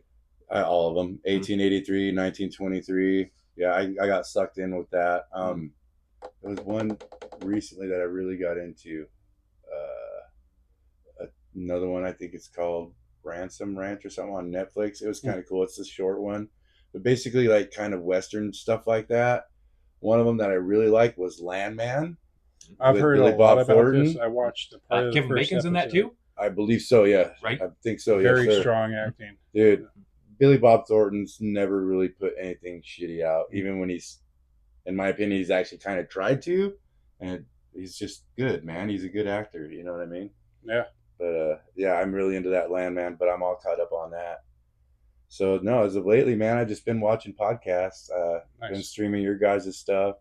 Well, we Thank you. appreciate it. Thank you. I try to keep up with the Blacktooth Boys' stuff a little bit. But, Yeah, I've been watching their podcasts as well. They got a bunch of them. I think they got like 36 or more. I think they're in the 40s. The 40s, yeah. Oh yeah, they've been. So that's good work. Yeah. This last week I think was 39 or something. Mm. Yeah. You guys see the new Judge Dredd series coming out? I saw a preview of it, and again, dude. I'm kind of skeptical on that one. Yeah. So, What do you know about Judge Dredd? Why am I not getting any of these previews in my feed? Well, it's because you're a caveman. Yeah, I've been watching too many like sports videos. And Yeah. stuff. you messed up your algorithm, bro. Yeah, that's right. I need to get back into the movies. You know, There was another one, Mortal Kombat 2, of course, but there was something else I think that's on the verge of Oh, releasing. yeah, Mortal Kombat comes out on my birthday, pretty Nice. much. I'm stoked, dude. Nice. Yep, I'm ready for that. Yeah. Tron Ares is coming out. That might be one you were thinking of. Tron? Ooh, Yeah, that looks the new Tron. good. I can't wait to I'm see a Tron nerd, dude. I spent so much nice. damn money on that game as a kid. It's unreal. Yeah. Did you guys ever watch Growing Belushi? Mm-hmm. that. Oh, yeah. Yes, I did. And kind of goofy, but Yeah. it was good. Oh, yeah. It's fun, right? Yeah, for I actually sure. got his autograph. Nice. Yeah, my buddy. Ontario. And my buddy brought me Nice. an autograph something. Nice. Very nice. And I was like, hey, hell yeah, that's cool. Yeah. You know? But yeah, like, I like. Oh, okay. So here's something. You got a. You ever go to Comic Cons? Have you ever? I want to take Easy so bad, dude, because he's such a nerd for all that shit. Okay, they have a Gem State Comic Con here in Boise every year, and it's coming up next month. No. Yep, and they have the guy that played Darth Maul and the Star Wars. Ray movies. Park. dude, Ray he's Park. gonna lose it.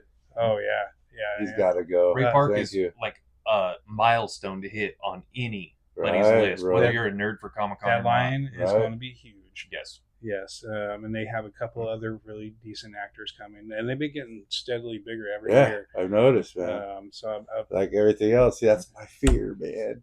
I really like going and supporting the Gem State Comic Con. I also like going to the Salt Lake Comic Con when I can afford it. And and that one's huge. It's amazing. And I got to meet lots of movie stars, and I love getting autographed. Absolutely, pictures. dude. And on top of it being memories, Mm. put a price on the interaction, on just sharing that with somebody. You know what I mean? Yeah, or You meeting. can't put a price on things like that, especially nowadays, dude, where everybody's stuck like this. Oh, it's amazing Yeah. to meet the people that I've been watching all these Right? Your years, heroes, or dude. since They're my your childhood. heroes. They're your even. childhood heroes, man. Yeah. They're your idols. Yeah. Yeah, you So can't put a price on that.